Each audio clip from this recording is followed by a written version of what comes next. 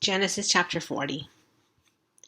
And it came to pass after these things that the butler of the king of Egypt and his baker had offended their lord the king of Egypt. And Pharaoh was wroth against two of his officers, against the chief of the butlers and against the chief of the bakers. And he put them in ward in the house of the captain of the guard, into the prison, the place where Joseph was bound. And the captain of the guard charged Joseph with them, and he served them, and they continued a season in ward. And they dreamed a dream, both of them, each man his dream in one night, each man according to the interpretation of his dream, the butler and the baker of the king of Egypt, which were bound in the prison. And Joseph came in unto them in the morning, and looked upon them, and behold, they were sad. And he asked Pharaoh's officers that were with him in the ward of his lord's house, saying, Wherefore look ye so sadly today? And they said unto him, We have dreamed a dream, and there is no interpreter of it. And Joseph said unto them, Do not interpretations belong to God? Tell me them, I pray you. And the chief butler told his dream to Joseph, and said to him, In my dream, behold, a vine was before me, and in the vine were 3 branches, and it was as though it budded, and her blossoms shot forth, and the clusters thereof brought forth ripe grapes. And Pharaoh's cup was in my hand, and I took the grapes and pressed them into Pharaoh's cup, and I gave the cup into Pharaoh's hand. And Joseph said unto him, This is the interpretation of it. The 3 branches are 3 days.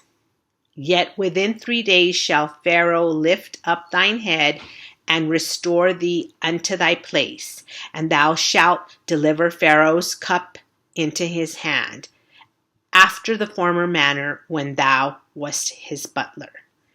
But think on me, when it shall be well with thee, and show kindness, I pray thee, unto me, and make mention of me unto Pharaoh, and bring me out of this house.